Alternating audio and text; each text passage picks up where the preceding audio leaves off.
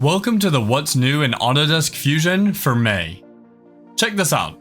We've got a new format this time around, and we're only grabbing a few of our favorite features from this release.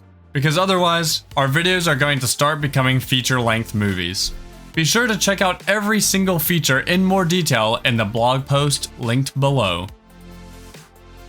Let's start with rounded offset in the design space. This is a new surface offset algorithm in Fusion that's more reliable than ever. The enhanced surface offset command now offers two types: sharp offset and rounded offset, similar to the shell command. This gives you greater flexibility and precision in your designs. In the Design Environment Surface tab, the offset dialog now includes these options. Plus, it supports partial success, offsetting all possible surfaces and then letting you patch any gaps that might remain. Improved joint flexibility in Fusion.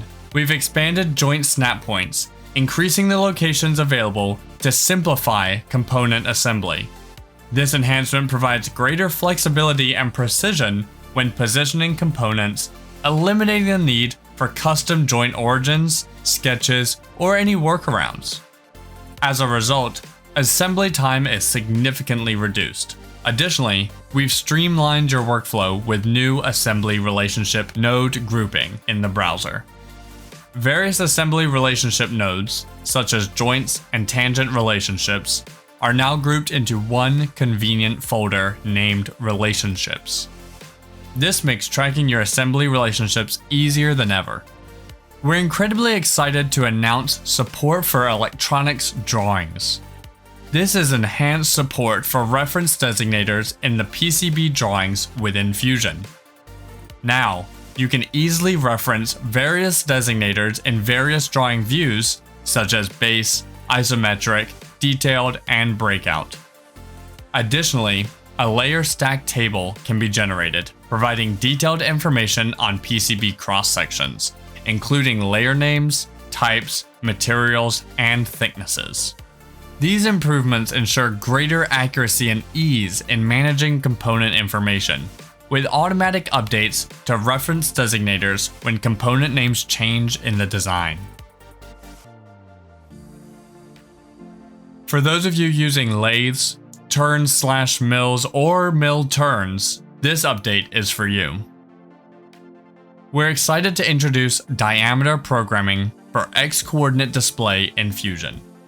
Users can now view toolpath data directly in diameter values, eliminating the need for mental math to confirm proper turning dimensions. This enhancement applies to toolpath data, simulation position, and radial drag handles in the toolpath UI. It's an optional feature, accessible in the manufacturing preferences, and specifically applies to turning toolpaths, not milling or drilling. This update is going straight to production and is available for all customers, streamlining your turning programming experience significantly. Well, that's it for this time around.